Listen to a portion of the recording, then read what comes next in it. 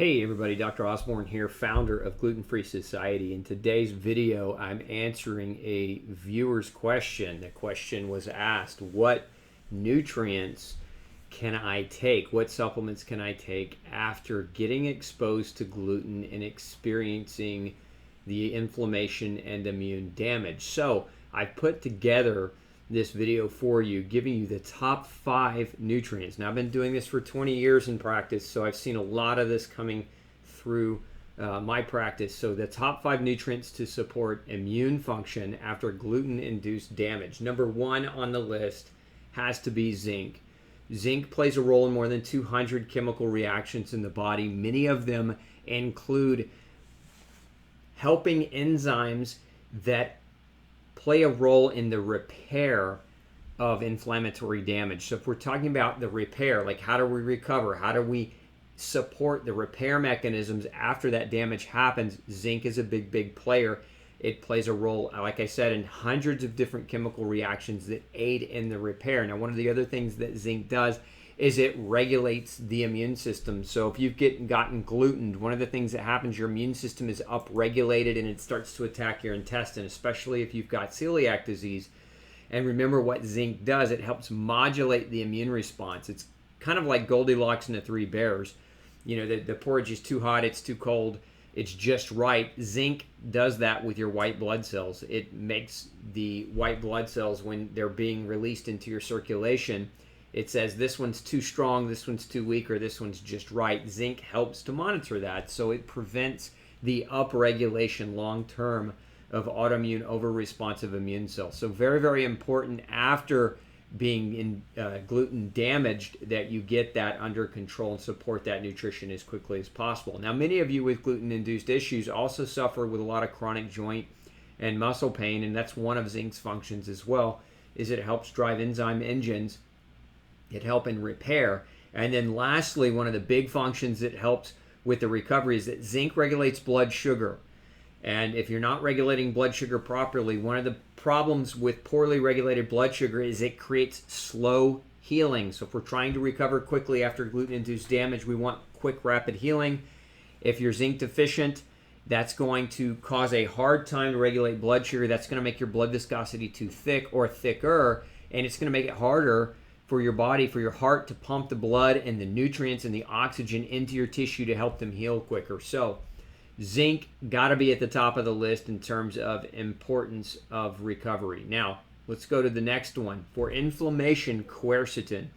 Now, quercetin is like a B vitamin. It's a plant compound, and it does several things. One, it helps modulate inflammation and support immune system repair. One of the things we use quercetin for all the time in the practice is for people who are on chronic steroids and they're looking for an alternative method or way to support healthy inflammation and wean off of their steroid. Quercetin can work really well in this regard because of its immune modulating effects. And if you're struggling with chronic inflammation and pain after gluten exposure, this is one of the quickest ways to support that recovery. So quercetin, very effective. The doses have to be high. I'll put a link under this video to some of these formulations that I'm referring to, but there's a specific formulation of quercetin I love to use called InflammaShield. Number 3 on this list is LGlutamine. So as we look at L-glutamine, what does it do? It fuels the enterocyte. What does that mean? What the heck is an enterocyte? An enterocyte is a gut cell. It's a small intestinal cell, and their fuel source is L-glutamine. And when you eat gluten, get glutened accidentally, get cross-contamination, and you're taking on gut damage to your enterocyte. That's what happens in celiac disease. That's where the damage occurs. L-glutamine helps refuel these enterocytes that have taken on damage so that they can generate the energy they need to repair and heal. So very important. Now, keep in mind, some people go overboard with L-glutamine. You can create diarrhea or a loose bowel with too much L-glutamine. So if you're looking at kind of what is kind of a safe range to not have that happen, the best thing to do is start low and slowly work it up. I recommend starting at about 850 milligrams and just kind of slowly working up.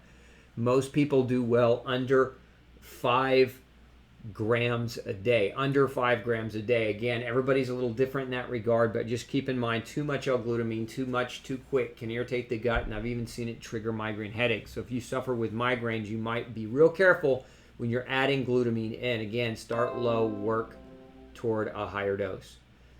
The next one, number 4 on the list, is a good solid multivitamin, multi-mineral complex.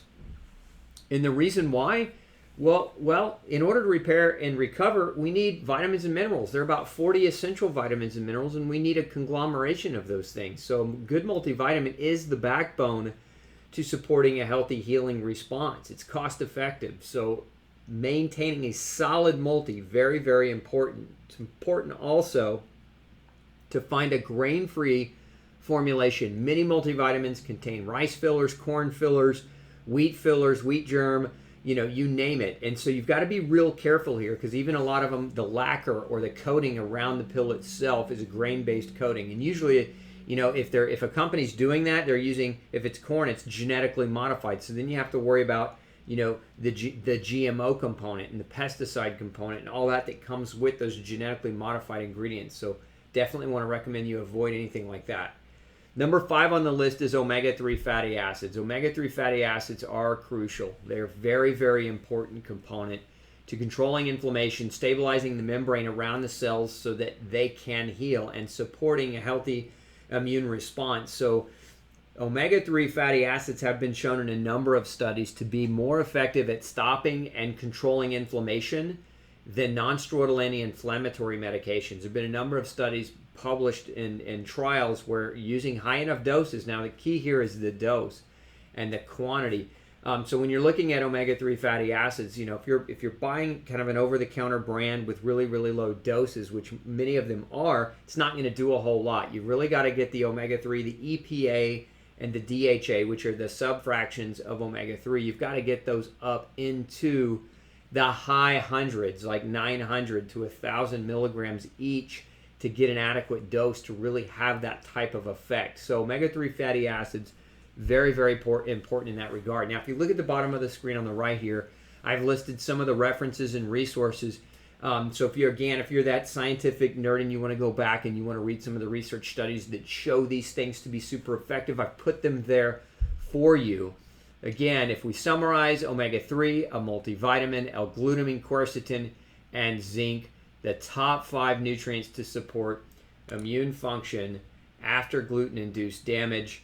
So get with it. I'll put those links under this video for you. This is Dr. Osborne, founder of Gluten Free Society, wishing you excellent health. We'll see you in the next video.